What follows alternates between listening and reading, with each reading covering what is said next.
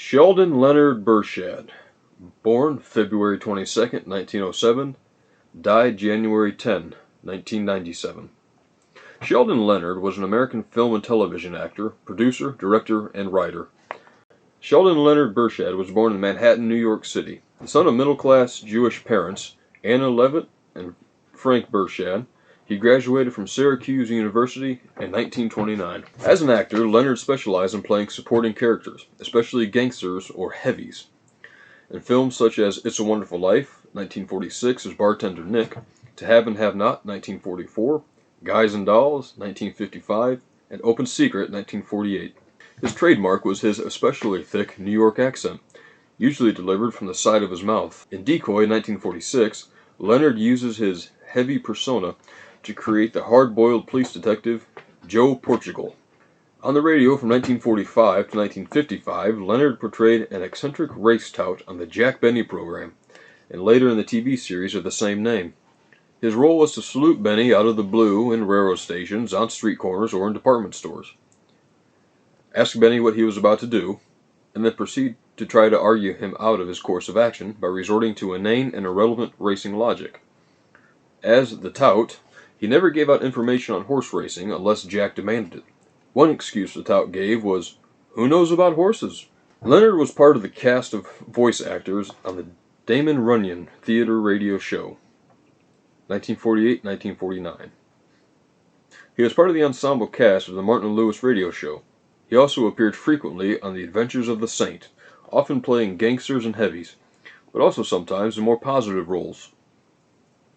Leonard was also a regular on the radio comedy series The Adventures of Maisie in the 1940s. During the 1950s, Leonard provided the voice of Lazy Fat Cat Dosworth in two Warner Brothers Merry Melodies cartoons directed by Robert McKimson. In the adventure movie The Iroquois Trail, 1950, Leonard played against type in the significant role Chief O'Gain, a Native American warrior who pursues and fights the frontiersman Nat Hawkeye Cutler, played by George Montgomery, in a climactic duel to the death with knives. Later in the 1950s and 1960s, he established a reputation as a producer of successful television series, including The Danny Thomas Show, aka Make Room for Daddy, The Andy Griffith Show, Gomer Pile, USMC, The Dick Van Dyke Show, and I Spy. He also directed several TV series episodes, including 4 of the first 8 episodes of the TV series Lassie. Leonard also provided the voice of Linus the Lion-Hearted in a series of post-Crispy Critter cereal TV commercials in 1963 to 1964, which led to a Linus cartoon series that aired on Saturday and later Sunday mornings on CBS and ABC. He was also briefly the star of his own television show, Big Eddie, where he played the owner of a large sports arena. The show only lasted for 10 episodes. The character of Andy Taylor was introduced in a 1960 episode of The Danny Thomas Show, which led to the series The Andy Griffith Show.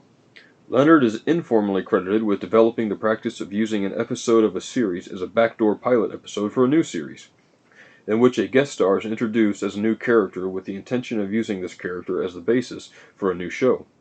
He was the executive producer on Gomer Pile USMC and had an appearance on the show as a Hollywood producer who has to do 34 takes on the movie scene before Sergeant Carter gets it right.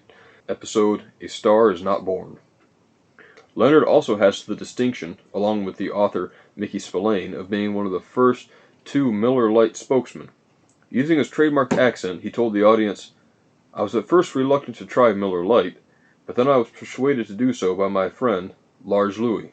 One of his last acting roles was a guest appearance on the TV series Cheers, in which he played Sid Nelson, the proprietor of the Hungry Heifer, Norm Peterson's favorite eating establishment. Leonard married Frances Bober in 1931, and they remained together until his death. Leonard died on January 11, 1997, 6 weeks before his 90th birthday. He was buried at Hillside Memorial Park Cemetery in Culver City, California.